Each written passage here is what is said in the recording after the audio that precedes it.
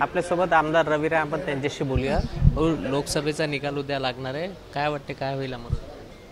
नाही, बिलकुल लोकसभेचा निकाल जेव्हा मतदान झालं त्या दिवशीच मी संध्याकाळी सांगितलं की सातत्यानं नवनीत राणा 5 वर्ष जनसंपर्कामध्ये जनतेच्या न्यायासाठी देशाचे पंतप्रधान मोदीजी केंद्राच्या माध्यमातून त्यांनी मोठ्या प्रमाणात नवनीत राणाला ताकद दिली, अमरावती जिल्ह्याचा विकास केला, अमरावती जिल्ह्यामध्ये मोठे प्रकल्प खेचून आणले आणि एवढा लोकप्रिय एवढा सातत्याचा पाठपुरावा जनसंपर्क सातत्यानं काम करणं राज्य सरकारच्या माध्यमातून देवेंद्र फडणवीस साहेबांच्या माध्यमातून मोठ्या प्रमाणात अमरावती जिल्ह्याचा विकास झाला, त्यांची ताकद नेहमी मला मिळाली।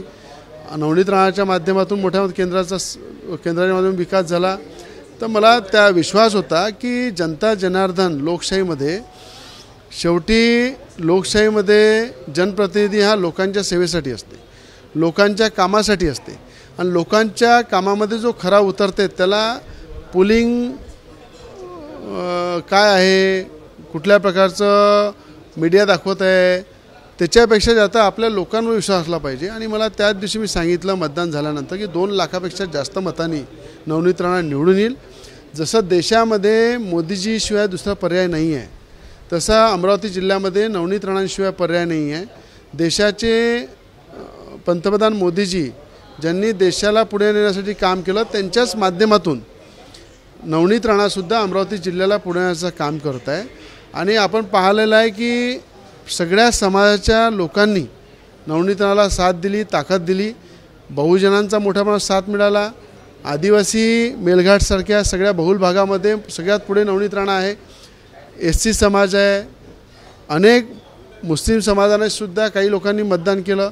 विशेष म्हणजे महाविकास आघाडीचे अनेक नेते माझ्या संपर्कात होते, त्यांनीसुद्धा नवनीत राणाशिवाय पर्याय नाही म्हणून महाविकास आघाडीच्या अनेक नेत्यांनीसुद्धा मोठ्या प्रमाणात नवनीत राणाला मतदान केलं, सपोर्ट केला।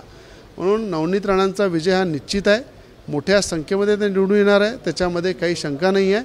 आणि उद्या त्या देशामध्ये मोदीजींची बहुमत सरकार येणारच आहे, मोदीजी तिसऱ्यांदा प्राईम मिनिस्टर बनणार आहे आणि 111 फूट उंच बजरंगबलीची मूर्तीची स्थापना करणार आहे। त्यांच्या चरणी उद्या 9 वाजता आम्ही हनुमान चालीसाचं पठणसुद्धा ठेवलेलं आहे। जेव्हा संकट आले तेव्हा संकट दूर करण्याचं काम बजरंगबलीने केलेलं आहे, त्या उद्देशाने उद्या आम्ही तिथे हनुमान चालीसाचं पठण करू आणि मला विश्वास आहे देशामध्ये बहुमताने भाजप सरकार बसेल।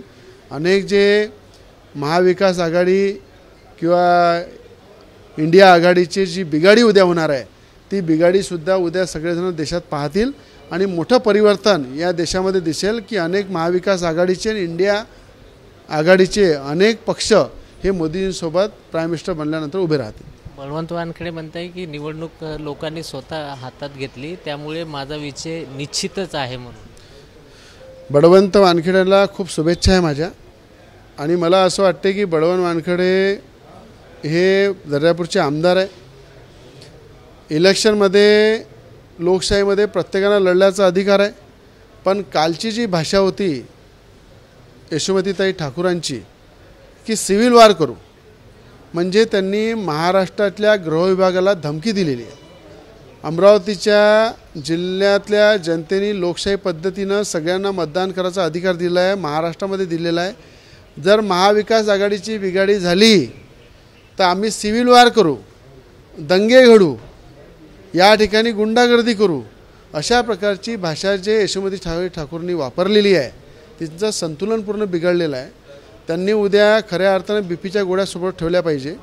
उद्याचा रिझल्ट हा देशामध्ये क्रांतिकारी रिझल्ट आहे। मोदीजींनी नेहमी सांगितलं आहे देश मेरा परिवार आहे। ज्या देशाचा प्राईम मिनिस्टर मोदीजी सांगतात की देश मेरा परिवार आहे आणि काँग्रेस परिवारवादामध्ये भांडणं चालू आहे, तर दोन्ही विचारामध्ये खूप फरक आहे। म्हणून सिव्हिल वॉर म्हणणाऱ्या यशोमती ठाकूर यांची चौकशी झाली पाहिजे, त्यांच्या वक्तव्याचा तपास झाला पाहिजे, फौजदारी गुन्हे दाखल केले पाहिजे। कायद्याचं राज्य आहे आणि कायद्याच्या राज्यामध्ये जे जे त्यांच्याशी जुळलेले आहे आणि उद्या सिव्हिल वॉरची तयारी करत आहे, दंगल घडवायची तयारी करत आहे, त्यांना ताब्यात घेतलं पाहिजे। तुम्ही काल बोलले होते की उद्धव ठाकरे हे मोदींची सत्ता बसल्या 15 दिवसात येतील, मागे तुम्ही एक वक्तव्य केलं की शरद पवार पण नरेंद्र मोदींना साथ देतील, तर तुम्हाला वाटते नरेंद्र मोदी पंतप्रधान झाल्यावर पवार साहेब पण येतील? बिलकुल, मी आपल्याला सांगितलेलं आहे की देशाचे पंतप्रधान मोदीजी हे नेहमी बाळासाहेबांचे विचार आणि बाळासाहेबसुद्धा त्यांचे प्रत्येक विचाराची सहमत होते आणि एकामेकाला विचारधारा सारखी होती. आणि बाळासाहेबांचा आदर करणारे मोदीजी यांनी सांगितलं की उद्धव ठाकरेंसाठी बाळासाहेबांचा मुलगा म्हणून माझी एक विंडो नेहमी उघडी आहे.